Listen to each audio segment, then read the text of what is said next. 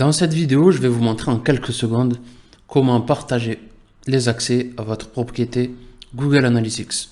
Pour cela, rendez-vous dans votre compte Google Analytics. Ensuite, cliquez à gauche sur Administration et dans la colonne Propriété, la deuxième, vous allez cliquer sur Gestion des accès à la propriété.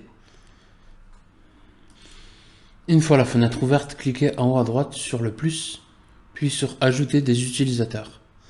Entrez le mail de la personne et laissez cocher cette case si vous souhaitez qu'elle reçoive un mail de la part de Google pour être informée qu'elle a bien accès à votre compte Analytics ou plutôt à votre propriété.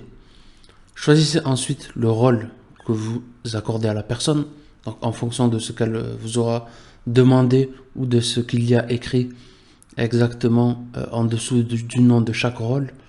Et si vous voulez en savoir plus, vous pouvez cliquer ici sur En savoir plus. Une fois que vous aurez fait ça, il vous restera qu'à cliquer sur Ajouter et vous aurez tout simplement une ligne qui s'ajoutera ici et qui vous informera des différents utilisateurs qui ont accès à votre propriété. Et une fois que l'intervention sera terminée par le prestataire ou le collaborateur, vous pourrez cliquer sur les trois petits points là, puis cliquer sur Supprimer l'accès. Ça permet d'éviter que le prestataire ou qu'une personne mal intentionnée à qui vous avez donné des droits sur votre propriété vienne plus tard regarder vos données sans votre accord.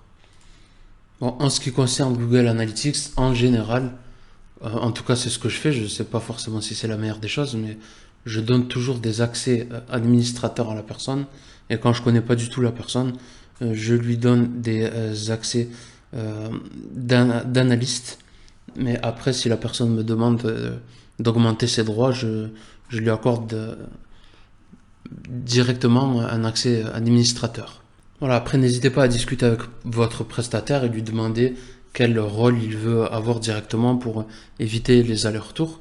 Et je vous ajoute en dessous de cette vidéo le lien que vous devrez lui partager pour qu'il sache exactement quel rôle choisir. Mais en général, un prestataire... un professionnel saura par défaut quel rôle il aura besoin, à minima. Voilà, c'est tout pour cette vidéo. Je vous remercie de m'avoir regardé jusqu'au bout. N'hésitez pas à la commenter et à me le dire si vous avez apprécié.